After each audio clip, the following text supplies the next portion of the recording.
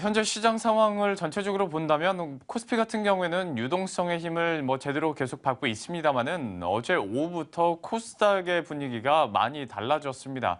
어제 역시 막판에 이슈가 있었고 오늘 장에서도 그렇게 힘을 받지 못하는 상황인데요. 그래서 오늘 특별히 좀 주식시장 얘기도 한번 대처해 보도록 하겠습니다.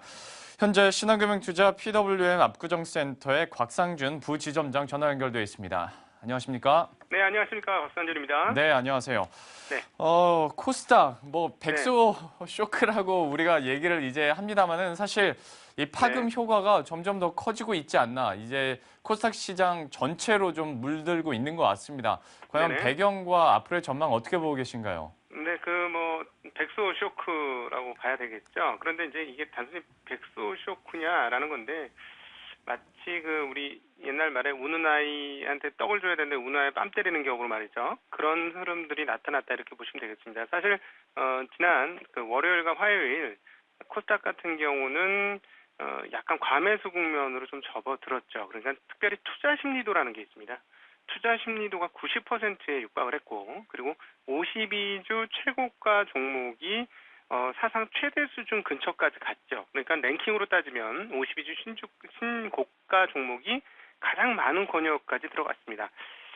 이런 것들, 이런 지표들이 나오면 사실 약간의 과열 지표다 이렇게 볼 수 있는데요.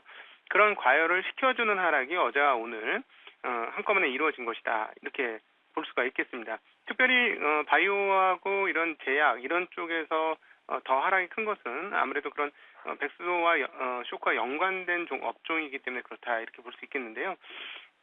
그러나 과연 이런 조정들이 코스닥 시장의 본격적 하락을 어, 시작을 하는 것이냐 이런데 고민이 많으실 거예요. 투자자분들 걱정도 많으실 것이고 이것은 오늘과 내일까지의 코스닥 시장의 복원력을 보시면 확인되실 것 같습니다. 지금 일단 오늘도 상당히 큰 폭으로 하락을 했다가 5포인트 하락까지 하락폭을 만회하는 흐름들을 보여주는데요. 이런 복원력이 계속 살아있는 한에서는 시장이 완전히 끝났다 이렇게 보기는 좀 어렵지 않겠느냐 보고 있습니다. 사실 그러니까 이런 조정들이 일시적이냐 장기적이냐를 따질 게 아니라 오늘 장에서 시장이 다시 한번 복원을 해주느냐 말씀하신 대로 이 복원력을 얼마나 갖느냐에 따라서 좀 대응 전략도 달라질 것 같은데 이 네, 반면에 이 코스피 같은 경우는 그래도 유동성 힘을 계속 받아가고 있는 네, 양상입니다. 네네. 그렇다면 이것이 사실 과열이라고 하는 분들보다는 계속 갈 것이다라는 분들이 훨씬 많던데요. 어떻게 보고 네. 계신가요? 네네, 그렇습니다. 그러니까 지금 복원력이 없다면 아마 시장이 주저앉으면서 장 종료의 가장 낮은 가격들, 낮은 주가를 기록을 한다면 시장이 힘이 없는 거다 이렇게 볼 수 있어요. 그러면 추가적인 하락으로 이어질 수 있을 것이다 이렇게 보는데요. 어제도 그렇고 오늘도 현재까지는 복원력을 좀 보여줬기 때문에 아직 힘은 살아있다 이렇게 볼 수 있습니다. 근데 오늘 거래소가 상대적으로 강세를 보여주는 것은 외국인들의 매수는 계속적으로 오늘만 그랬던 것이 아니고 그동안 계속적으로 지난 2개월간 거의 7조가량의 순매수가 외국인을 통해서 집중됐는데요. 그런데 왜 지금 코스피가 눈에 띄게 오르느냐? 이게 이제 우리 투자자분들이 좀 관심이 있을 텐데요. 사실 그동안 외국인들의 매수가 없었던 건 아니고 그대로 꾸준히 이어졌습니다만 거기에 반대되는 반대급부가 있었죠. 기관의 매도세가 굉장히 강하게 이루어졌습니다. 그러니까 기관의 매도세가 너무 꾸준히 나왔기 때문에 외국인 매수세가 전혀 표현되지 못하는 그런 흐름들이 계속되었다는 것이죠. 그런데 지금은 코스닥 매도로 기관의 매도가 조금 더 옮겨가면서 거래소 매도가 그만큼 나오지 않는다는 것. 그렇기 때문에 외국인 매수가 더 부각되면서 지금 코스피의 상승이 이루어진다 이렇게 보시면 되겠는데요. 오늘 코스피 상승은 참 특징적입니다. 그동안 많이 못 올랐던 업종들이 좀 오르고 있는데 장부 가치가 매우 저렴한 주식들이 많이 움직이고 있어요. 대표가 은행 업종이고요. 그리고 LG전자 같은 경우도 그렇습니다. 그리고 정유업종 일부들 그리고 화학업종 롯데케미컬이나 이런 회사들이 상당히 큰 폭의 상승세를 보여주고 있는데요. 이런 것들이 이제 장부 가치 대비 주가가 낮은 기업들과 그리고 그동안 최악의 실적이 개선될 수 있는 그런 기업들의 주가 상승이 상당히 크게 나타나고 있다는 점이 지금 거래소의 특징이고요. 그렇다면 이것이 전면적으로 이어질 것이냐?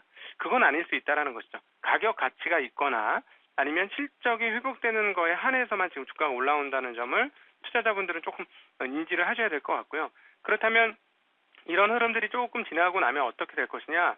또다시 중소형주들이 강세로 갈 수 있습니다. 그래서 지금 이것이 대형주 쪽으로 완전히 넘어가서 시장의 흐름이 그동안과는 다르게 갈 것인지 아니면 잠깐 이랬다가 또다시 그동안의 흐름으로 다시 되돌아갈 것인지는 아마 다음 주 초 월요일, 화요일 정도면 그 윤곽이 나오지 않겠느냐 이렇게 보고 있습니다. 역시 시장에 전체적으로 좀 불확실성이 커지어 있는 것 같고요. 사실 지난주만 하더라도 이제 실적 장세 돌입할 것이다라는 전문가들의 전망들이 많았었는데 갑자기 어제 좀 백소가 끼어들면서 퇴색이 되는 것 같습니다. 그래도 어쨌거나 실적 시즌 들어와 있지 않습니까? 이 네네네. 단기적으로 봤을 때는 실적 시즌 우리가 어떻게 대응하는 것이 좋을까요? 올해 한 해를 저희 주식시장의 참가자들이 대체적으로 과거에 비해서 좋게 보는 이유 중에 하나가 바로 이런 실적에 있습니다. 즉 뭐냐면 그동안 지난 3년간 계속 그래 왔는데요. 애널리스트 같은 경우가 계속 기업에 대한 실적 전망을 내지 않습니까? 지난 3년간 어땠냐? 그 실적만큼 나오질 않았어요. 계속해서 애널리스트의 실적 전망치 대비 낮은 수준의 실제 실적이 발표되는 흐름들이 계속되었거든요. 그런데 올해는 그렇지 않을 것 같습니다. 올해는 애널리스트들의 실적 예상치하고 거의 부합하는 수준의 기업들의 실제 실적이 발표가 이루어질 것으로 보기 때문에 유동성은 이미 많다는 건 이미 잘 알고 계실 거예요. 이건 우리나라만의 유동성이 아니고 유럽의 유동성이고 미국의 유동성이고 일본의 유동성이고 그리고 더하여 중국의 유동성이 한꺼번에 붙은 시장입니다. 그렇기 때문에 시장이 실적이 예상보다 나쁘지 않다면 과거 대비 높은 평가를 받을 수 있는 게 이번 시장이고 그래서 주식시장에 참가하는 전문가들이 지금 기대가 굉장히 높은 것이다. 이렇게 정리해 볼 수 있겠는데요. 1분기 실적 뚜껑이 열리면 어마어마한 좋은 그런 실적이 아니고 그냥 부합하는 정도 실적만 나와도 주가는 상당히 긍정적으로 흘러갈 가능성이 높고 이미 화학업체 몇 개는 그런 흐름들을 보여주었다는 측면에서 이번 실적 발표 시즌은 조금 기대를 가지셔도 과거보다는 좋지 않겠느냐 이렇게 보고 있습니다. 역시 시장에서는 유동성은 충분하기 때문에 모멘텀을 찾고 있고 그 모멘텀이 실적 최대한 어느 정도 부합만 예상치와 부합만 하더라도 그래도 승승장구할 것이다라고 긍정적으로 그래도 평가를 해주셨습니다.